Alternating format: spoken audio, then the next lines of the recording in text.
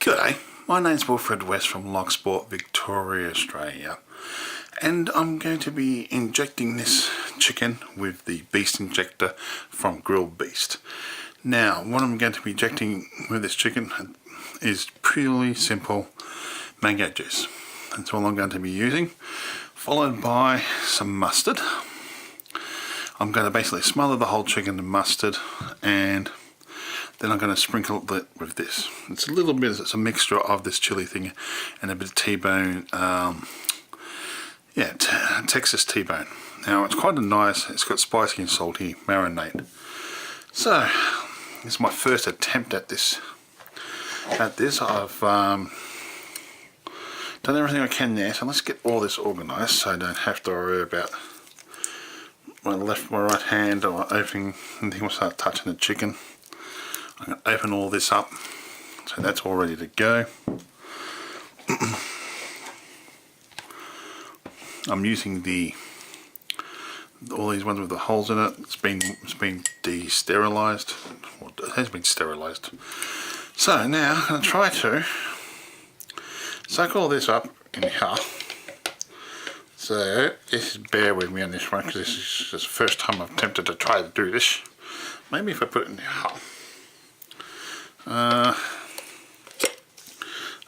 Let's try. I'm going to have to do this off camera because I cannot. I've got to hold on to this and also hold on to that and put that against the body.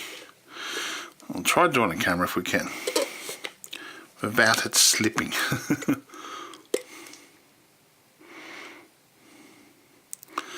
Now, pulling up here, as you can see, the juice is coming out, which is good. A lot of pressure. Oh, we don't want air in there. Push that back a little bit, get that air out.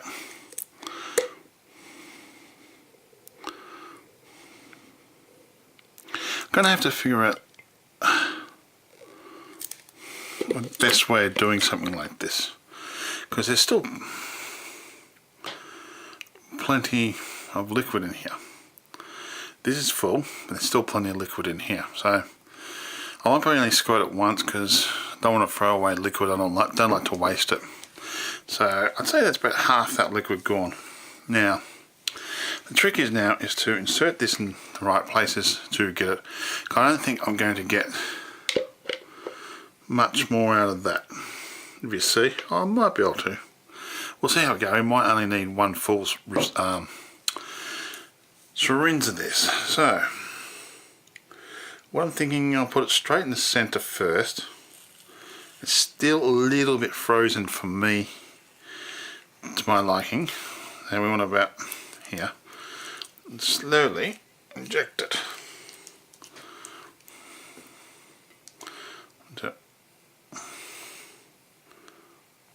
Just put a little bit of pressure.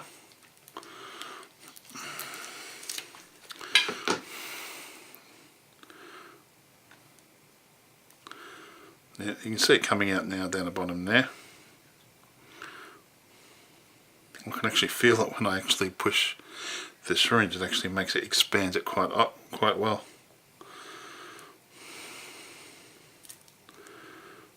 Now that's starting to come out of there, so we've still got plenty of liquid here. Let's put it into another spot. My idea would have been preferred this to be 100% defrosted, but it's not. I'm going to be doing this just on the barbecue. Normally I would just go for an Outback barbecue smoke, or a apple smoke, or a Massport. Oops, came a little bit there fast. Or a Massport liquid smoke. But since I don't have, let's see if we can get underneath the skin here a bit.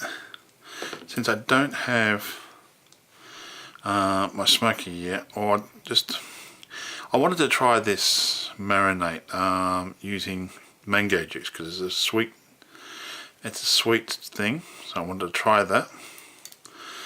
And I wanted to give it a bit of like the flavour, sweetness into it, but also I want to do a dry rub. And I wasn't quite sure how the mango would go well, say with the Outback barbecue smoke, or anything else like that.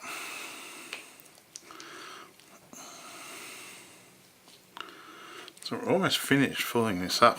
You can see how it's expanded a bit. You can see it's coming out a bit, but that's okay. That's to be expected. Let's try another spot. It's before you want to try to put less holes in it, so there's less places where it's going to come out. But you want the flavour also to be in there, and that's the tricky part.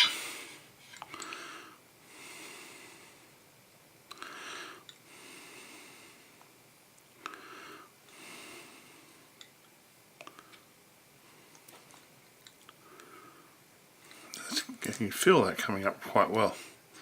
Oops, don't pull it a bit too fast there. I want to try to get it underneath this skin. So I want that sweetness in there as well. There we are. Push as far as I can dare to go down without losing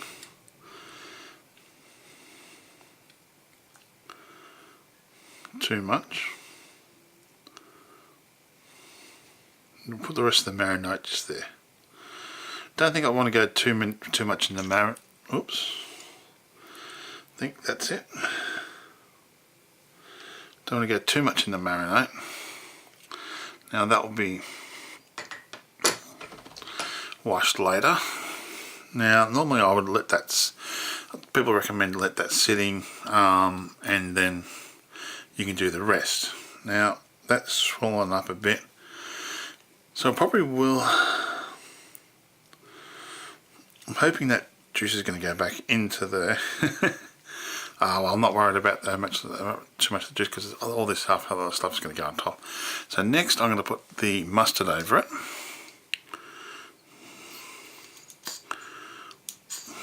Come on, out you go.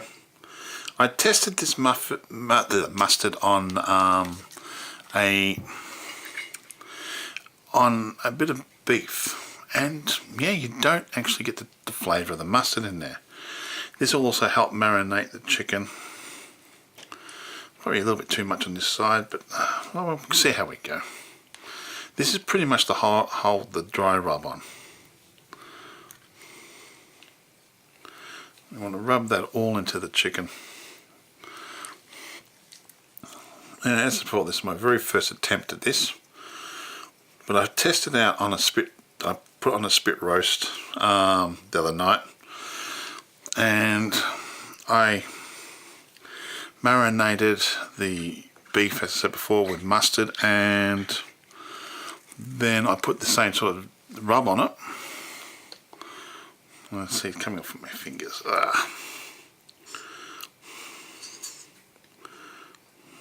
Come on, out you come. I want this whole chicken to be covered in the mustard. Come on, I love you. I'll wipe off from that part of the glove. That hasn't touched the chicken. Yo! That does feel really weird. It really does. So that's that part done. I'm trying not to put too much pressure onto the chicken. I'm trying just to rub it in there, because I want that orange, I want the mango juice, sorry, I should say, to really sink into that chicken, to really start to go around there, to penetrate the meat and from the inside, and to give it a sweetness. I've never been much a fan of like using sort of like mango juice or anything else like that with chicken, or even orange juice or other juices as well, because I've never really looked at it too much into that, and I really didn't like the flavours too much. Like, you know how they put the mango pieces in there and it looks terrible. Let's try and get some of this mustard off into there as well. And it didn't look all appealing or smell unappealing, like, you know how off. and everybody made it way too sweet. I'm trying to something different here. It's not been smoked, so just going to go straight into the barbecue and cooked.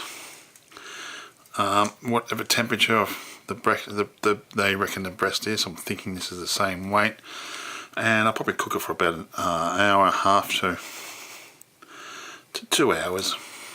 I'm still waiting for other stuff to come in. Well, that's pretty much ready. I'll probably put some more dry rub on here and let that settle. I'm supposed to hold the dry rub, but I almost fit. Oh, might as well use up all this mixture and let that, yeah, just let that stay there with that one. That one can stay closed. I'll take that last little bit of mustard off. Now I can use this hand. And now I'll let that sit for a while. I'll take these gloves off anyway, because I'm not going to need to touch the chicken again. And as I said before, I'm going to let all this flavour sit. And as I said before, I've never been a real big fan on overly sweet stuff or sweet sour and all that. So I'm hoping this is going to taste okay.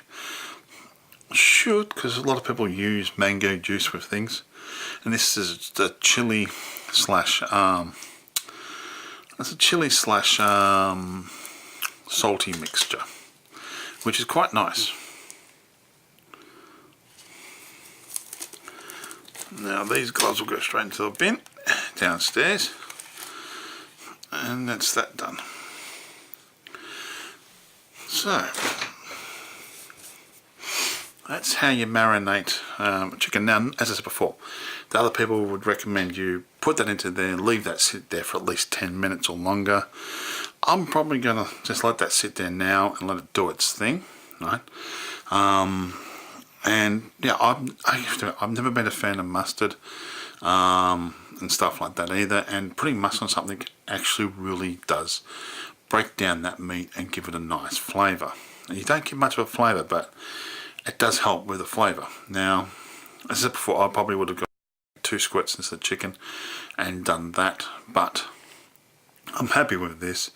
This is a quick demonstration, the first go of testing this out, right? The Beast Injector from Grill Beast. So far, it worked really well. Like, I've got a plastic one I bought, and that wasn't that good. I tried to inject a bit of meat, and it just kept on constantly coming out the same hole more than it is. This, as you saw, very rare, it leaked out, yeah, but majority of that is still in the chicken.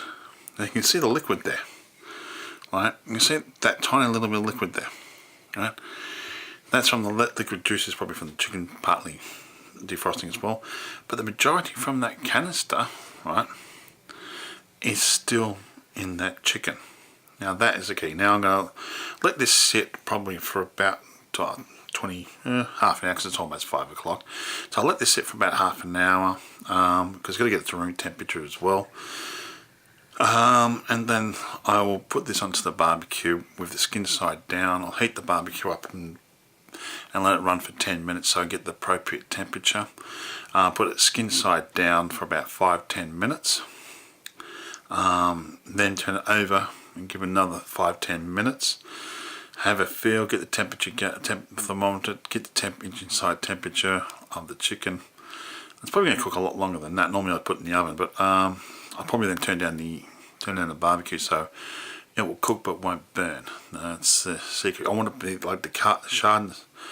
I might have to put a tray or something in there, I don't know, or a bit of silver foil on the barbecue, so it won't continue cooking it, like burn the outside, but it'll cook on the inside. What I might do is end up wrapping it with silver foil after that, after I'm happy with the outside, and then putting the thermometer into space to put the thermometer in and let it cook it that way on a pretty high heat. So that will probably be the next part of this video if I can get it done tonight, and I'll show you the end result when we've finished all cooking it. I do hope you like this video, and if so, please subscribe. Okay, welcome back. It's a little bit windy at the moment, but this is the barbecue I'm going to be using. It's the Massport barbecue. Fantastic little barbecue. We'll keep this closed because we want the heat to come up to... Now, we'll try to zoom in here. We want the heat to be about... in fact, we're going to try the Fahrenheit because this all information I've got is about Fahrenheit, about 350 Fahrenheit before we put the chicken in. Now, on here, because this is going to be a direct heat, so it might be a little problem. See if we can find it, the chicken breast here. Now that's 5 to 8 ounces. I'm not quite sure how big that chicken breast is, but that says 275 to 300 Fahrenheit for 1 to 2 hours, and the internal temperature is going to be 160. So what I'm going to do with this one, this came from Beast, which is quite interesting. I just printed this up and I laminated it. Got one on this side as well. Now these things come in handy. What I'm going to be doing is I'm going to put the chicken onto there. When this heats up to that temperature, probably go about 300 to 350, or if I get it to 300, if we can keep the temperature here to 300, 350, I'll probably get 300, might be better. Grill it on hot as possible. We'll go up to 400 actually. This barbecue will go up to about 400, 450. So I want that to get the grill mark. I can turn down the jets then to get the right temperature, and I'll try to cook it for an hour to 2 hours. And we'll see how we go from there. And you can see it's heating up quite nicely. I gave it a quick clean up the other day, because honestly you do need to give it a clean up every 6 months, just so you can get all the crap off it. Now I try to clean it every couple of months. So you can see it's windy. Hopefully we get some rain. That would be nice. And if we get rain, it'd be good. Now, when I'm thinking about, probably depends when I get the smoker, how big it is, and where I can put it. Probably put it here or into the carport. I'm not quite sure where. Still got chilies in that growing over there. Oh well, looks like it has been raining. The lid's been wet. Could be. I think it just started raining. I'll take the lids off these bins so the compost bins can get a bit of water into them. Anyway, we'll show you the chicken when it's cooking in that and so forth. Okay, now the temperature's up to 350, almost 400. So we're going to put the chicken in, skin side down. As you can see, it hasn't lost that much liquid either. You just see that liquid there, if we can. Hasn't really lost that much liquid either, so we'll just put this on, wash our hands, and we'll continue on roasting. You can feel the heat come off that straight away. Come on, yeah. Up you come. Let's pour this juices back onto it.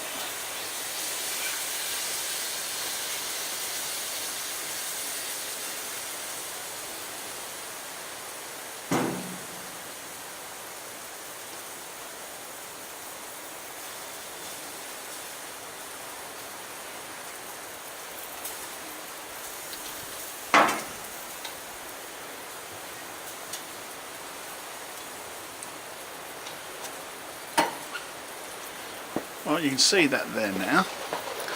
I'll bring the camera around again, but I'm going to let that sit probably for about 10 minutes before I turn it over. It's slowly dripping the juices off it, but that's okay. It's a nice clean barbecue.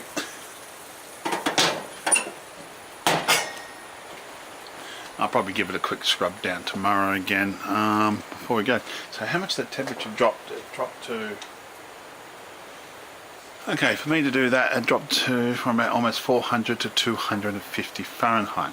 So we're just going to let that build up, let it go for at least 10 minutes, maybe a bit longer. And then once that's cooked on that side, I'll set the camera up again, and we'll show you what it looks like. We'll turn it over, cook it another 10 minutes on the other side, then get the silver foil, wrap it up, and cook it for about an hour.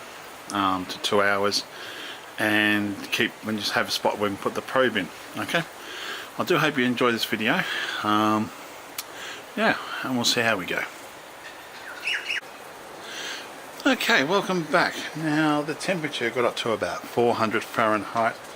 Well, I've turned it down to low just to see how I can get, if I can get it onto that stable temperature, say 350. I've got my thermometer here. I'm going to be using this little one. Now this is ready to go straight out of the box.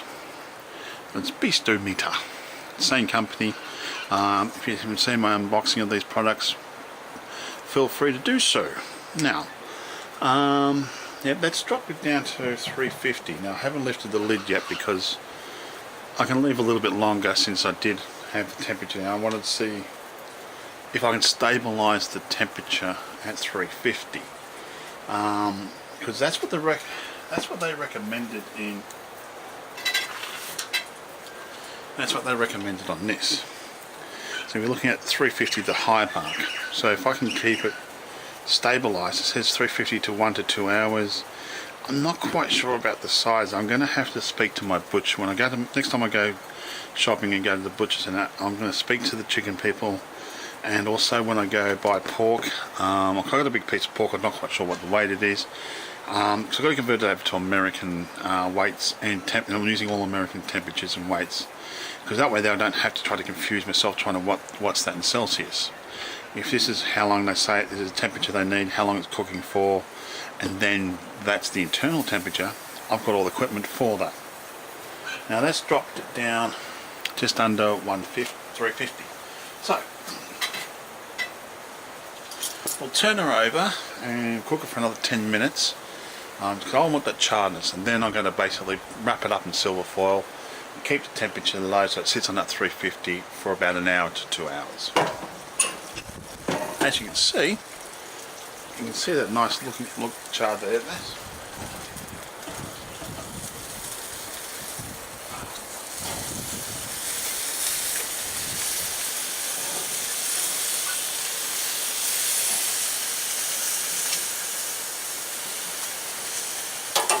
Well, that's to be expected.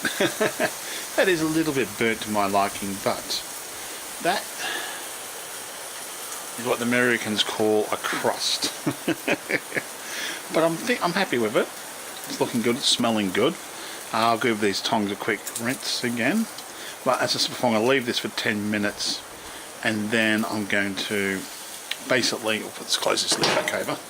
I'm going to leave that for 10 minutes and cook that side. Now the reason why that's burnt so much because of the caramels and the sugars and that, and the marinade, and also the mustard and that. So for 10 more minutes I'll cook this, and then I'll wrap it up in silver foil and then continue cooking it. Like if I was smoking this, it's not really over a direct heat. A lot of the smokers I've seen, they don't use a lot of direct heat. With the Grill Beast one, I'm going the Green Mountain one I'm going to have a look at. I'll have to be a bit different. I'm going to probably put protection and stuff like that, silver foil underneath it. So yeah, I'll block a little bit of smoke, but I'll protect the main stuff. I really didn't mind that being so burnt, but I prefer not to be that burnt. I like to get the charredness on it, but not burntness, if you know what I mean. Now this temperature, I've got on low at the moment. I want to see how high this goes up. It's almost at 300 mark. And we're going to let this sit for 10 minutes. It's probably been a bit longer on the outside, for longer than 10 minutes because of me chatting. Well, we'll keep you informed and we'll get back to it, shall we? Welcome back. Now I'm just having a Viking beer at the moment, and yeah, it's almost been 10 minutes and it's just over 300 Fahrenheit. I've turned the barbecue down to pretty much the lowest 3 settings. I've cranked up a little bit just to get it up a bit higher, the temperature, and then turned it back down again. Now I'm going to move all this stuff off here and then lift the chicken onto here, and then we're going to basically put it back onto the barbecue, keep it around that 300 to, I'd say 300 mark to 350. I think I prefer 300, and we'll let that sit for about an hour. Damn nice beer.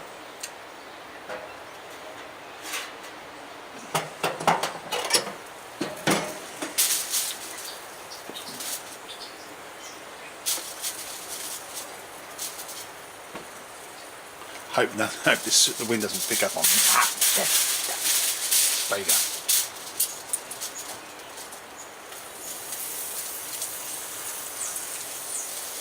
Now that's not too bad. It's not as burnt as crispy as the top, but that's okay. Just got to scrape all this looser stuff off here as well. So now I'm going to have to give that a good clean up. That's looking good. Now what I'm going to do is double wrap this in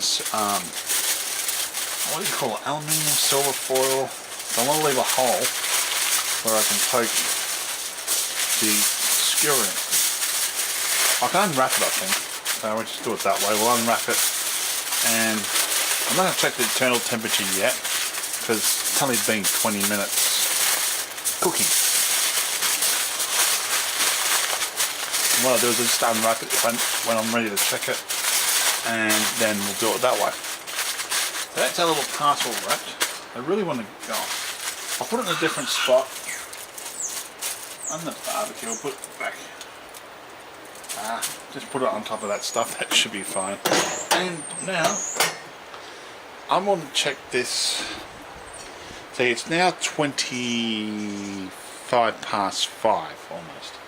So what I'm going to do is see what the temperature. 10 minutes time. I'm going to check the temperature, see if it's sitting on that 300 mark.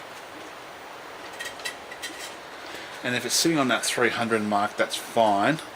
I'll come back and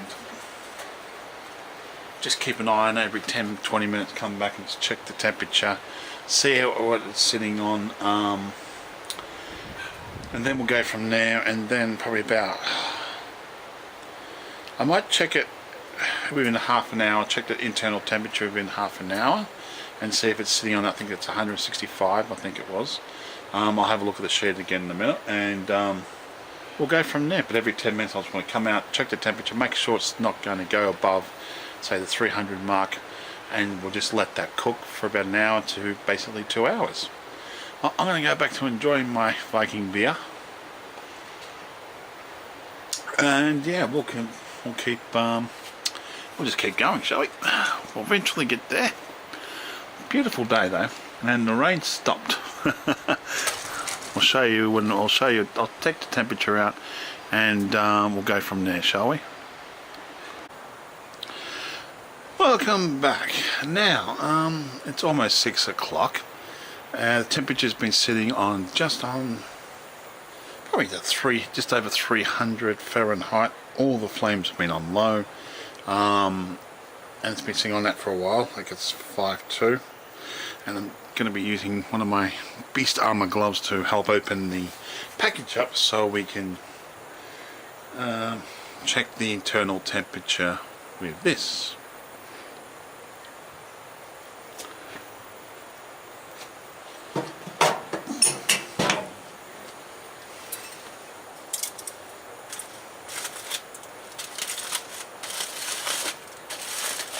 Yeah.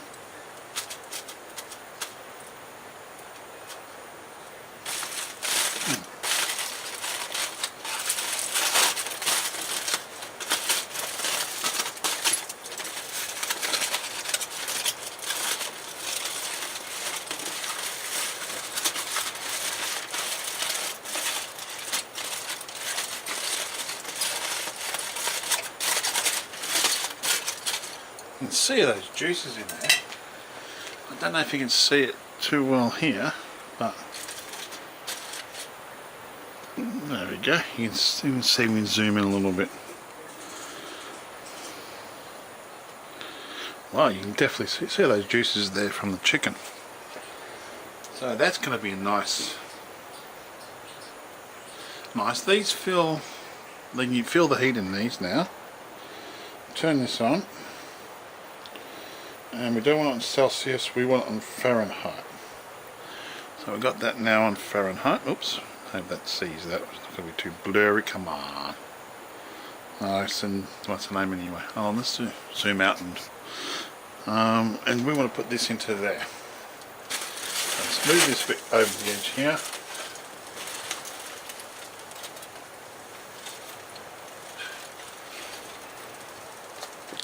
And let's have a look at the temperature. Now this is the internal temperature of the chicken. Don't know if that's picking it up okay or not. But so far that's at 161 by the look of it. We want 165. It's gone on to 162. I don't know if that's from the outside or not. But we're going to let that sit for another, that's like almost 6 o'clock, so let's go 6 o'clock. Okay, what I'll do is I'll get the thermometer on in a second.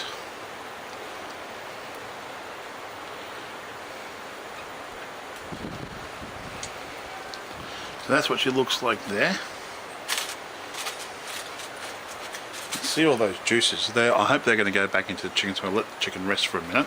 But before we do, we'll get another quick temperature check just to make sure that it's set right. Let's just close this just to keep the heat in, just to be safe side. We might have to put it back in. Now I put that into there. I don't know if you'll be able to see the temperature, but I will. And we're going to have a look at what it climbs up to in Fahrenheit. No, that's Celsius.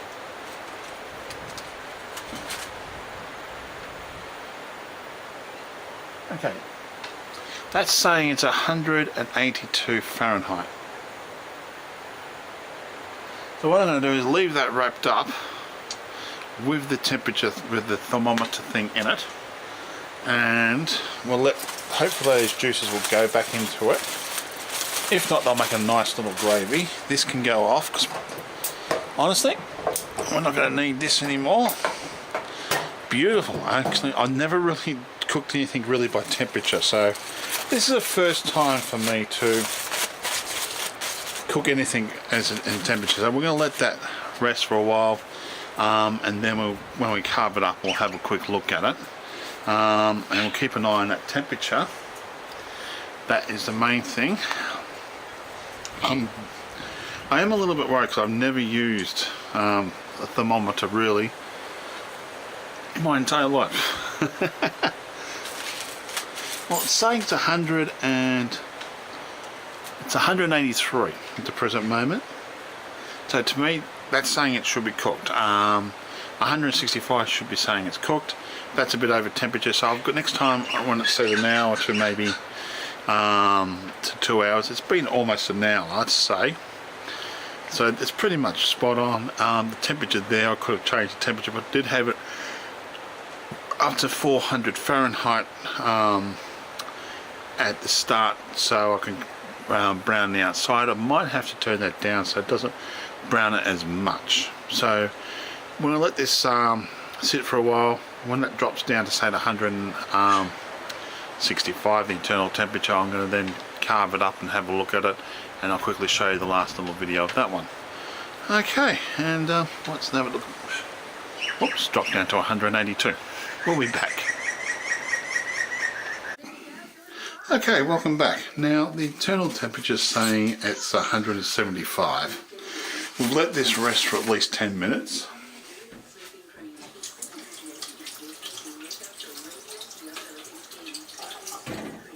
So basically give the thermometer a clean. And we'll put this away because we don't really need that now. I'm hoping it's the right temperature and everything's working right. So we'll take this out and then we're going to pretty much just try to fix the camera yourself, and we'll carve it up. Tongs. There's still plenty of juices there, which I'm not going to throw away.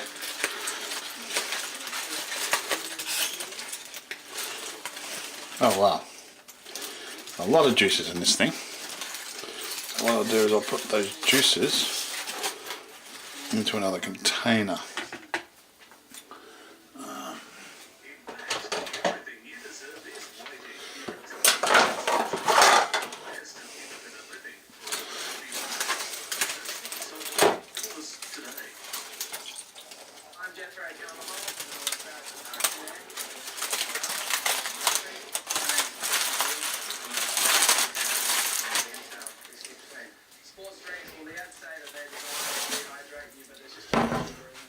So that's all the juices that came from just resting that chicken and cooking it in the silver foil. So now our next step is we're going to simply cut this, smack back down the centre, and see if it's cooking inside. Now, internal temperature, as you said before, it was higher. As I said before, I did cook it at almost 400 Fahrenheit for about 10 minutes on either side. So this is the easiest way I find if I see the chicken. Now that's perfectly cooked. Now that is absolutely perfectly cooked. I'll see if I'm going to make some gravy of that. Now it's going to quickly taste test this one and see what the texture's like. We'll get a bit of that sauce onto it too. So that does look nice. Feels really, really hot still. I'm probably going to have to change the barbecue temperatures and probably drop it down a bit more. Oh, that is absolutely fantastic. Now, I'll see what we're going to do with this. We'll probably just make it, either pour it over, I'm not quite sure, or just make it, probably thicken it up a little bit more. But that's tender, juicy, perfect, and it's probably been about an hour and a half at the most. Anyway, show you the top and the bottom again. That's with the skin on. Next time I probably will cook it at maybe say 300, 10 minutes on either side.